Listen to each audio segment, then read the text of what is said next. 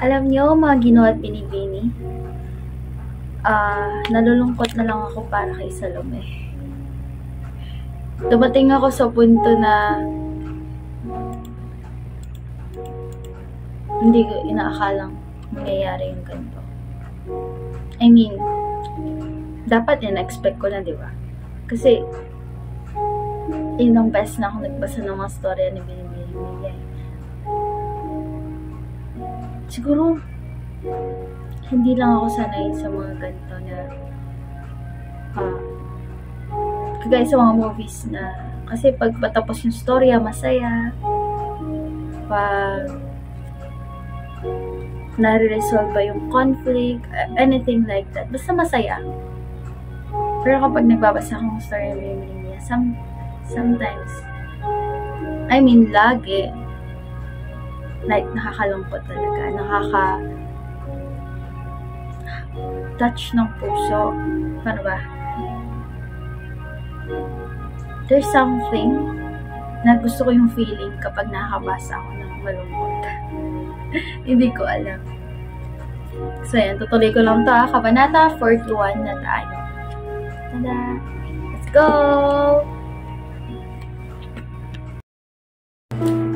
Gusto kong mag-react sa pagkakataon na to kasi for me, wala lang. Gusto ko lang. Yung naramdaman ko ngayon, parang nararamdaman lang din ni Salome. Tinanggap niya na lang na mabuhay ng payapa. Unti-unti ko na rin natatanggap. Pero, umaasa pa rin ako kay Fidel. Pero yun, dito, napansin ko na nang bababae si Patricio. Diba, pinagbubuhatan niya ng kamay si Salome. Nakakainis siya. Nung inedit ko yung unang-una kong vlog about this, na gusto ko sa mga second leading men, gaya ni Patricio. Binabawi ko na yan, guys. Guys, no, mga Ginoo at Binibini, I mean, ano ba yan? Dito. Kasi, unti-unti nang umaakay si Salome, pero naramdaman ko pa rin yung lungkot niya, pangungulila niya. Kasi dito, may dalawang tagapagsilbi, si Malia at si Clara. Tapos tinanong nung isang tagapagsilbi, anong tawag sa putahing iyan na niluto ninyo kanina, senyora? Caldereta alla Monte Carlos. Napangiti siya sa dalagita na alala ang itinawag noon ni Fidel sa putahe. Naalala niya pa rin si Fidel. Ayun lang. Itutuloy ko lang to, ha. I just want to react on that. Tsaka sa nabasa ko. Okay, kakasabi ko lang kailan ko makikita si Fidel. Narito tayo ngayon. So, diba si Salome, basta tumating sa isang pupunta yung family ni Patricio, kasama dun si Don Mauricio, si Doña Margarita, at si Fidel. So, magkakaalaman na tayo. Ito na. Let's go! Basahin na natin! Nainis na ako. Natatawa ako sa sinabi dito ni Patricio. Sabi kasi nanay niya, oh, ano to, Espanyola? Oh, I heard that she came from a poor family. Why did you marry a woman like her? It's obvious that Florencia is a better match. Sabi naman ni Patricio, you have no idea of the things I've done just to win her. Napailing-iling na lamang ang donya halatang dismayado sa anak. Anyway, why is she covering her face with that cloth? Bumalik si Patricio sa kanyang tabi at hinawakan ng kanyang kamay. Last week, she had this skin disorder and she told me that she's not comfortable to greet you with such unsightly scars on her face. Yeah, ginawa yun ni Patricio sa kanya para di siya makilala ni Fidel. Gusto niyang mapailing. Napakatuso ni Patricio at napakatuso. So, i-search to rin yung word. Kasi nag-search ako para magamit sa pagsasalat ko. At nilinlang nito kahit ang sariling ina sa pamamagitan ng mga ngiti nito. Wala eh. Ganun talaga. Pati nga ako, nalinlang nito ng lalaking ito eh. Babasahin ko muna ha. I want a time for myself. Thank you. Okay. Na-excite ako kasi, alam niyo bakit? Teka lang. Alam niyo bakit ako na-excite? Kasi 'di ba? Tawag dito, si Salome nagluto ng dinner, 'di ba? Sabi ko nga kanina, yung kaldereta may keso yun, sure ako. Di sino pa ba yung kilala ni Fidel na nagluluto ng ganon? O alam. Kasi hindi naman alam ni Felicidad yun eh. Alam yun ni Salome. Baka makilala niya. Ako rin umaasa na makilala niya. Tingnan natin. Let's go. Ikaw ba, Iha, ang nagluto ng hapunan natin ngayon? Tanong ni Doña Carolina, ina ni Fidel. Tahimik na tumango lamang siya, nagdadalawang isip na magsalita. Nag-aalalang makilala ni Fidel ang kanyang boses. Opo, siya nga po ang nagluto ng ating hapunan ngayon, sabat ni Patricio. Ito na ang halos ang sumasagot sa lahat ng mga tanong para kay Salome. Yun nga. Dahil tapos na silang kumain, ay tumayo na si Patricio at siya ay pinatayo na rin. Ihatid ko lang po sa silid ng aking asawa. Pasintabi nito sa ibang nasa mesa. Kailangan na niyang magpahinga, makakasama sa aming anak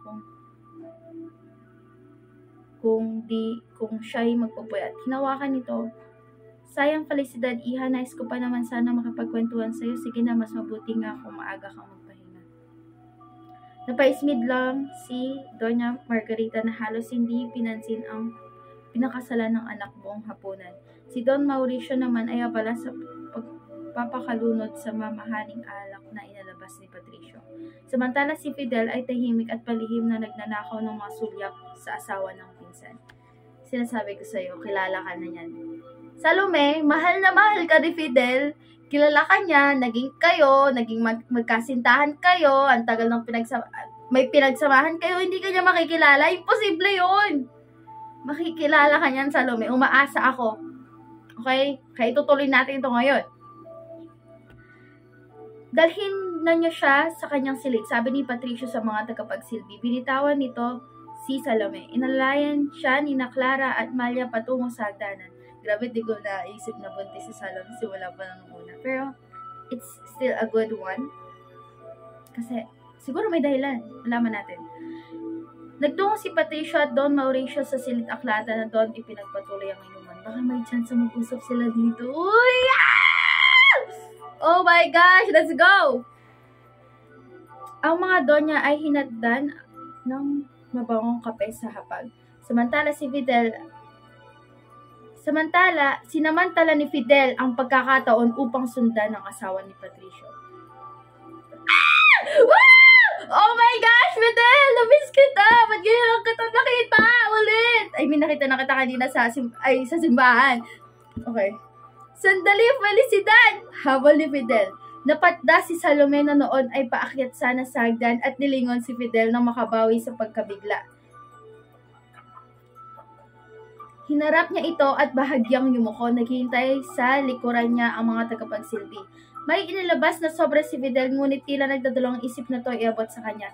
Hindi na bali, ako na lamang ang maglalagay nito sa puntod ni Lumen. Hindi na umimik pa si Salome. Magaman sino ang bangkay ng kanyang ate Felicidad, nagpatayo naman si Patricio ng mausolyo kung saan kunwaring inilibing si Salome Aguantar. Yun marahil ang puntod na tinutukoy ni Fidel. Fidel! Nasa harapan mo na si Salome! Ingatan mo ang iyong kalusugan, Fe. Bilin pa ni Fidel. Bumutong hininga ito. Ibinulsan na lamang ang liham at tumalikod upang bumalik sa komedor. Kung hindi pa inalalayan si Salome ng mga tagapagsilbi, ay hindi pa siya kikilos para umkit na hagdan. Why did you do this to me? Akala ko mag-uusap sila. Pinagmasdan ni Salome ang pulang kandila, may sindi na nasa kanyang mesita. Tutuloy ko muna ha. Pag may exciting part, doon natin i-video. Let's go! Hello mga Ginaw at Pinipini. Hindi ako nagbabasa ngayon pero gusto akong mag-share about sa binabasa ko. Or asymptotic love story.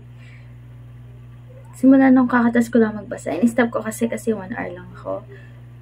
Simula nung nabasa ko kanina, tinapos ko yung scene ni Salome at ni Fidel.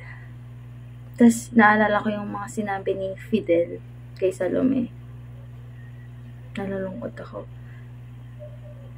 Parang kapag naalala ko yung thought, pati ako nalulungkot. Yung mismong nangyari sa kanila, ang saklap, hindi ko pa alam yung sa ibang storya, diba? Kasi may iba't iba silang buhay, diba? Yun lang. Pero ang saklap na nangyari sa kanila. Grabe. Si Fidel nagpare. Tinuloy niya na lang yung pagiging yung pangako niya sa ina niya. Yung fact na gagawin ni Fidel lahat para kay Salome. Tatalikuran niya yung karangyaan, mga magulang niya. Sakit talaga. Yun lang nag-sink in talaga sa akin. Habang ginagawa ko, napapaisip akong ganyan. Nalala ko lahat ng sinabi ni Fidel. Tapos kung iisipin ko yung natamo na nangyari kay Salome, nalulungkot din ako. Ganito siguro kapag na-attach na tayo sa characters. No? Grabe talaga. Gusto ko lang talaga i-share. Kasi inaramdaman ko ngayon, nalulungkot na something empty. Kasi, ayun nga, habang naalala ko, yung mga sinabi ni Fidel, naisip ko yung mga senaryong una kong nabasa sa pangalawa unang libro. At nakakalungkot talaga siyang isipin.